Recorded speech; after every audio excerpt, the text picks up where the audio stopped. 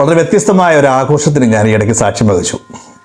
ഞാൻ തന്നെ divorce petition file ചെയ്ത് വിജയിച്ച ഒരു കേസിൻ്റെ ഒരാൾ വളരെ ആഘോഷപൂർവ്വം അദ്ദേഹത്തിൻ്റെ ഡിവോഴ്സ് ആഘോഷിക്കുകയായിരുന്നു. അദ്ദേഹത്തിൻ്റെ ഏറ്റവും അടുത്ത 60-ഓളം ആൾക്കാർ അവിടെ കൂടുകയും ആട്ടവും പാട്ടവും ഒക്കെ ആയിട്ട് അയാൾ ആ ഡിവോഴ്സ് ആഘോഷിച്ചു. ഒരുപക്ഷെ മലയാളിക്ക് ഇത്തരത്തിലൊരു കാഴ്ച ആദ്യമായിട്ടായിരിക്കാം. വിവാഹങ്ങളൊക്കെ ആഘോഷിക്കുന്നവരാണ് നമ്മൾ. ഡിവോഴ്സ് ആഘോഷിക്കപ്പെടണോ എന്നൊരു ചോദ്യം 1-2 ആൾക്കാരെങ്കിലും പറഞ്ഞു. അയാളുടെ കയ്യിൽ നിന്ന് വേണ്ടതൊക്കെ മേടിച്ച് കഴിച്ചുകൊണ്ട് ഇവനെന്ത് പ്രാന്താണോ, ദുഃഖിക്കേണ്ട സമയമല്ലേ ഇതെന്നാണ് പലരുടെയും ചിന്ത. നിങ്ങളും അങ്ങനെ ചിന്തിക്കുന്നയാളാണോ? നിങ്ങളുടെ ഡിവോഴ്സ് അല്ലെങ്കിൽ നിങ്ങൾക്കുണ്ടാകുന്ന വിവാഹമോചനം ദുഃഖിച്ച് കളയേണ്ട ആളാണോ നിങ്ങൾ? ഒരിക്കലുമല്ല എന്നാണ് ഞാൻ പറയുന്നത്. വിവാഹം പോലെ തന്നെ വിവാഹമോചനങ്ങളും ആഘോഷിക്കപ്പെടണം. വിവാഹം നിങ്ങൾ സെലക്ട് ചെയ്തത് നിങ്ങളുടെ മാത്രം ചിന്താഗതി കൊണ്ടായിരിക്കില്ല. നിങ്ങൾ മാത്രം ചിന്താഗതി കൊണ്ട് അല്ലെങ്കിൽ നിങ്ങൾ സെലക്ട് ചെയ്തുകൊണ്ടാവാം. പക്ഷേ കൂടുതൽ കേരളത്തിലെ വിവാഹങ്ങളും മാട്രിമോണലുകളും വീട്ടുകാരും ഒക്കെ ചേർന്നായിരിക്കും തീരുമാനിക്കപ്പെടുന്നത്. നിങ്ങൾക്ക് ഇഷ്ടമില്ലാത്ത, നിങ്ങളുടെ ജീവിതത്തിൻ്റെ താളത്തിന് ഒത്തുപോകാത്ത ഒരാൾ നിങ്ങൾ കണ്ടെത്തുന്നു, ജീവിതത്തിൽ പ്രശ്നങ്ങൾ തുടങ്ങുന്നു, മറ്റു പരിക്കുകളൊന്നുമില്ലാതെ പെട്ടെന്ന് തന്നെ ആ വിവാഹബന്ധം വേർപെട്ടെങ്കിൽ അത് ആഘോഷിക്കുകയല്ലേ വേണ്ടത്? കാരണം ഒരു വിവാഹബന്ധം കഴിഞ്ഞാൽ പിന്നെ നമ്മളെന്തോ നഷ്ടപ്പെട്ട കണക്കാണ് പല ആൾക്കാരുടെയും ചിന്താഗതി. നമ്മളെ വിളിക്കുന്നത് അങ്ങനെയൊക്കെയാണല്ലോ. 2ാം വിവാഹം, 2ാം ഭർത്താവ് എന്നൊക്കെയാണല്ലോ പല പേരുകൾ, 2ാം ഭാര്യ. അതായത് ഒരു വിവാഹം കഴിഞ്ഞ് കഴിഞ്ഞാൽ നമുക്കെന്തോ നഷ്ടപ്പെട്ടു എന്നാണ് പല ആൾക്കാരുടെയും വിശ്വാസം, അല്ലെങ്കിൽ സമൂഹം അങ്ങനെ മാറ്റി വെച്ചിരിക്കുക എന്നുള്ളതാണ് സത്യം. അതിനൊരു പേര് കൊടുത്തിട്ടുണ്ട്, 2ാം വിവാഹക്കാരൻ, 2ാം വിവാഹക്കാരി എന്നുള്ളത്. ഒരു വിവാഹമോചനം എന്ന് പറയുന്നത് 2 വ്യക്തികൾ തമ്മിൽ ഒത്തുപോകുന്നില്ല എന്ന് ഉറപ്പിക്കുന്നിടത്ത് നിയമം നമുക്ക് തരുന്ന ഒരു വലിയ സമ്മാനമാണ് വിവാഹമോചനം എന്ന് വിശ്വസിക്കുക. ലോകത്തുള്ള എല്ലാ വ്യക്തികളും തമ്മിൽ ഒന്നിച്ചു പോവുകയില്ല. അത് ഒരുപാട് കാരണങ്ങളുണ്ട്. ഒരു പാർട്ണർഷിപ്പ് ബിസിനസ് പോലെയാണ് ഓരോ വിവാഹങ്ങളും. 2 വ്യത്യസ്ത ചിന്താഗതികളിൽ വളർന്നു വന്നവർ, 2 വ്യത്യസ്ത സ്വഭാവങ്ങളുള്ളവർ, ഇവർ തമ്മിൽ ഒത്തുചേരുമ്പോൾ പല കാരണങ്ങൾ കൊണ്ട് ഇവർക്കിടയിൽ പ്രശ്നങ്ങൾ ഉണ്ടാവാം. ഒരുപാട് കേസുകളിൽ സമൂഹത്തെ ഭയന്ന്, വീട്ടുകാരെ ഭയന്ന് ഉണ്ടായ കുട്ടികളെ ഓർത്തൊക്കെ പലരും അഡ്ജസ്റ്റ് ചെയ്ത് പോവുകയാണ്. ജീവിതം നരകതുല്യമായിട്ട് മുന്നോട്ട് പോവുകയാണ് ചെയ്യുന്നത്. പലപ്പോഴും നമ്മൾ ചിന്തിക്കേണ്ട ഒരു കാര്യം, വിവാഹബന്ധം കഴിഞ്ഞാൽ ഉടൻ തന്നെ കുട്ടികളെ നിർമ്മിക്കുവാനുള്ള ഒരു ഉപാധിയായിട്ട് വിവാഹത്തെ കാണാതിരിക്കുക എന്നുള്ളതാണ് സുപ്രധാനമായ കാര്യം. നിങ്ങൾ വിവാഹം കഴിച്ച് നിങ്ങൾ പരസ്പരം യോജിച്ചു പോകുന്നു, എല്ലാ അർത്ഥത്തിലും യോജിച്ചു പോകുന്നു എന്ന് മാത്രം മനസ്സിലാക്കിയ ശേഷം ഒരു കുട്ടിയെക്കുറിച്ച് ചിന്തിക്കുന്നതാണ് കുറച്ചും കൂടെ നല്ലത്. അതല്ല, നിങ്ങൾക്ക് യോജിച്ചു പോകാൻ പറ്റാത്ത ഒരു സാഹചര്യം ഉണ്ടെങ്കിൽ ആദ്യം നിങ്ങളുടെ വീട്ടുകാരെ പറഞ്ഞ് ബോധ്യപ്പെടുത്തുവാൻ ശ്രമിക്കുക. അവിടെയാണ് ഏറ്റവും വലിയ കുഴപ്പങ്ങളിലും ഒന്ന്. മിക്ക വീട്ടുകാരും പറയുന്നത്, പ്രത്യേകിച്ച് പെൺകുട്ടികളോട്, നീ അങ്ങനെയൊന്നും ചിന്തിക്കരുത്, അങ്ങ് അഡ്ജസ്റ്റ് ചെയ്തു പോകും, പുരുഷൻ അങ്ങനെയാണ്, അല്ലെങ്കിൽ അങ്ങനെയാണ്, ഇങ്ങനെയാണ്, ഇനി ഒരു 2ാം വിവാഹമായി പോവും എന്നൊക്കെ പറഞ്ഞ് നമ്മളെ ഭയപ്പെടുത്തുകയാണ് ചെയ്തത്. അതായത് വിവാഹമോചനം എന്ന് പറയുന്നത് ലോകത്ത് ഏറ്റവും വലിയ തെറ്റായ ഒരു കാര്യമാണെന്നാണ് സമൂഹം നമ്മളെ പഠിപ്പിക്കുന്നത്, വീട്ടുകാർ നമ്മളെ പഠിപ്പിക്കുന്നത്. അതുകൊണ്ട് തന്നെ പലപ്പോഴും പല കാര്യങ്ങളും നമ്മൾ പുറത്തു പറയാതെ വരും. അങ്ങനെയാണ് പല കുടുംബങ്ങളിലും ആത്മഹത്യകളും കൊലപാതകങ്ങളും ഒക്കെ ഉണ്ടാകുന്നത്. മറ്റുള്ളവരെ ഭയന്നാണ് പലപ്പോഴും നമ്മൾ നമ്മുടെ പ്രശ്നങ്ങൾ പുറത്തു പറയാതിരിക്കുന്നത്.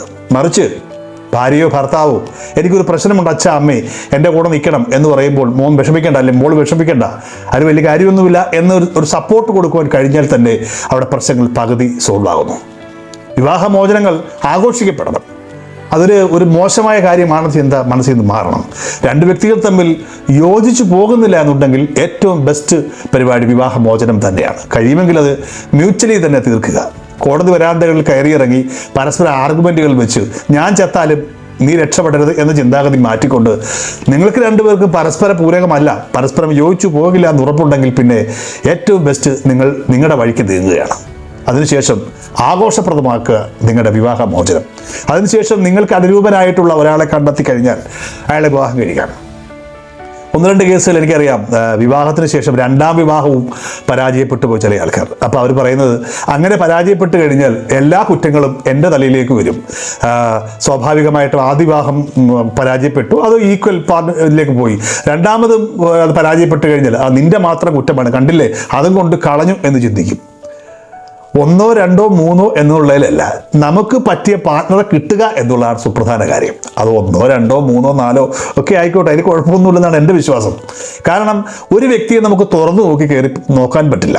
നമ്മളോട് വളരെ സഹതാപൂർവ്വം ഇടപെടുന്നവർ, വളരെ സ്നേഹപൂർവ്വം ഇടപെടുന്നവർ പിന്നീട് അവരുടെ സ്വഭാവ രീതികൾ മാറ്റിയേക്കാം. ഇടയ്ക്കിടയ്ക്ക് പറഞ്ഞൊരു കാര്യമാണ്, അവരുടെ പെരുമാറ്റമാണ് പലപ്പോഴും നമ്മളൊരാളുടെ ക്യാരക്ടറായിട്ട്, സ്വഭാവമായിട്ട് തെറ്റിദ്ധരിക്കപ്പെടുക. പെരുമാറ്റവും സ്വഭാവവും രണ്ടാണ്. വ്യക്തിജീവിതത്തിൽ ഏറ്റവും മനോഹരമായ ഒരു കക്ഷി ചിലപ്പോൾ കുടുംബജീവിതത്തിൽ നല്ല ആളാണെന്നില്ല. ഏറ്റവും നല്ലൊരു ലീഡർഷിപ്പ് ക്വാളിറ്റി ഉള്ള ഒരു നേതാവ് ചിലപ്പോൾ കുടുംബജീവിതത്തിൽ മോശമായിരിക്കാം. അങ്ങനെ ഒരുപാട് ഘടകങ്ങൾ ചേരുമ്പോഴാണ് ഒരു നല്ല കുടുംബജീവിതം ഉണ്ടാകുന്നത്. നമുക്കറിയാം, നമ്മുടെ കുടുംബത്തിൽ ഒരുപാട് കുടുംബങ്ങളും അഡ്ജസ്റ്റ് ചെയ്ത് മുന്നോട്ട് പോവുകയാണ്. കുഞ്ഞൊക്കെ ആയാലോ വീട്ടുകാരെന്ന് വിചാരിക്കും, ഇനിയിപ്പോൾ ഇത് മതി എന്ന് വിചാരിച്ചുകൊണ്ട് സ്വന്തം ജീവിതം നശിപ്പിച്ച് കളയുന്നവരാണ് നമ്മൾ ഓരോരുത്തരും എന്ന് പറയാതിരിക്കാൻ വയ്യ.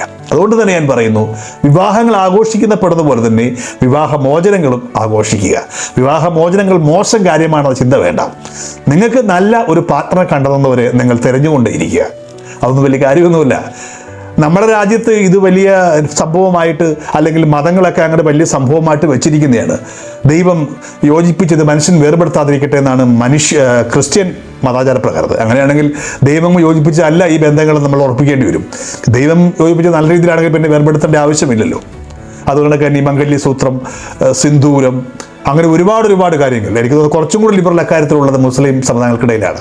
അവർക്ക് അവിടെ സിവിൽ കോൺട്രാക്റ്റ് മാത്രമാണ്. അവർക്ക് ബന്ധം നല്ലതെന്ന് തോന്നിക്കഴിഞ്ഞാൽ വളരെ എളുപ്പത്തിൽ തന്നെ കാര്യങ്ങൾ മുന്നോട്ട് നീക്കുവാൻ പറ്റുന്ന ഒരു ഘടകമുണ്ട്. പക്ഷേ മറ്റു പല മതങ്ങളിലും അങ്ങനെയല്ല. വിവാഹം എന്നാൽ എല്ലാത്തിൻ്റെയും അവസാന വാക്കാണെന്ന് വിശ്വസിപ്പിച്ചിരിക്കുകയാണ് നമ്മളെ ഓരോരുത്തരെയും.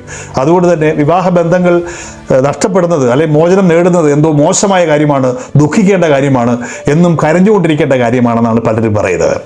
വിവാഹം മോചനം കഴിഞ്ഞ് ഏകദേശം 1 മാസം വിവാഹം കഴിച്ചിട്ട് പെൺകുട്ടിയോട് ഒരു നാട്ടുകാരൻ പറഞ്ഞാണ്, അപ്പം നിനക്കിതായിരുന്നല്ലോ കുഴപ്പം, എങ്ങനെങ്കിലും അവനെ കളഞ്ഞിട്ട് അടുത്ത കെട്ടണമായിരുന്നു. അതിനെന്താണ്, അവർക്ക് കല്യാണം കഴിക്കണ്ടേ? വേണം. നമ്മുടെ ചിന്താഗതിയാണ് ആദ്യം മാറ്റേണ്ടത്.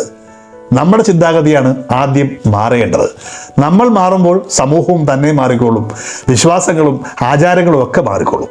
അപ്പോൾ എങ്ങനെ വിവാഹങ്ങൾ ആഘോഷിക്കുന്ന പോലെ തന്നെ വിവാഹമോചനങ്ങളും ആഘോഷിക്കുകയല്ലേ?